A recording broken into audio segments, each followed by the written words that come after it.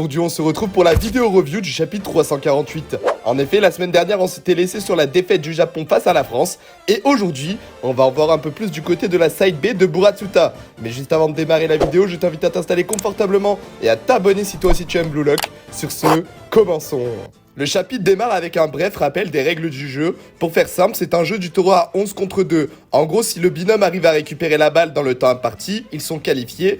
Et les 3 premiers binômes qualifiés passent le test. Le reste des joueurs sera éliminé définitivement. C'est ainsi que Nagi et Kira commencent à chasser tous les deux. Ils ont 2 minutes 15 au chrono pour récupérer la balle. Sinon, ce sera au tour de quelqu'un d'autre. Ils foncent tous les deux dans la même direction, sauf que les adversaires s'en rendent vite compte. Ils sont pas forcément bêtes. Et ils font juste tourner la balle. C'est la chose assez logique, c'est naturel dans le jeu du taureau. C'est pour ça que Kira le sait. Les presser un par un, ça ne va pas marcher du tout. Ça va rien changer. Et en plus, ils ont pas assez de temps pour ça. Ils décident donc de foncer tout seuls pour réduire leurs options, et ça marche, on le voit, Nagi grâce à ça arrive à coller un joueur et se dit déjà que le ballon est à lui, c'est plié, mais le joueur en face de lui est tellement nul qu'il lui envoie une énorme frappe du démon dans la tête, ce qui fait que le ballon est dans les airs, et vraiment là mon pauvre Nagi s'est pas fait respecter. Mais c'est pas grave, l'action doit continuer et Nagi veut que Kira contrôle le ballon, sauf qu'au dernier moment on a Shindo qui saute extrêmement haut et récupère le ballon. Il dit au duo qu'ils sont bons, mais toucher la balle ne suffit pas, il faut la récupérer définitivement pour que la victoire compte, et à cause de lui le temps écoulé, les 2 minutes 15 sont finis.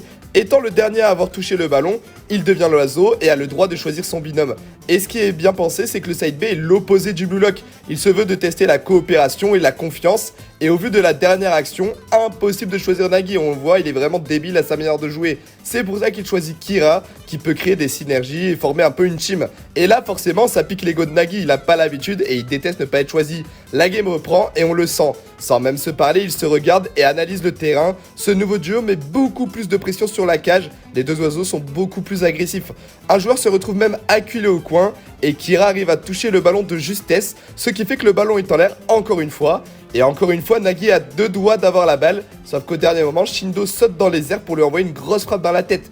En un chapitre, Nagi s'est pris 2 ballons dans la tête, mon gars est pas respecté, c'est terrible. Et grâce à leur jeu de coopération et à ce duo, ils ont pu récupérer la balle et gagner la première étape. Shindo part en disant que Kira a du talent, et s'il a été éliminé du Blue Lock, c'est tout simplement par pure malchance. Et donc on se retrouve avec un Nagi qui saigne du nez, frustré, mais au contraire, le fait de potentiellement perdre le remotive, on le sait, c'est comme ça qu'il marche, et c'est de quoi il a besoin. Et dit qu'il est de retour au Blue Lock, et c'est comme ça que se finit le chapitre 348. Personnellement, ça m'a fait mal de voir mon Nagi se faire terminer comme ça en un seul chapitre. Là, c'est juste un manque de respect pour lui, se prendre 2 ballons dans la tête.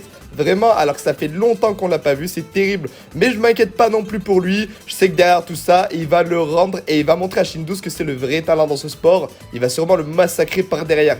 Par contre, pour Shindo, je suis vraiment surpris du personnage. Le mec est très bon, il saute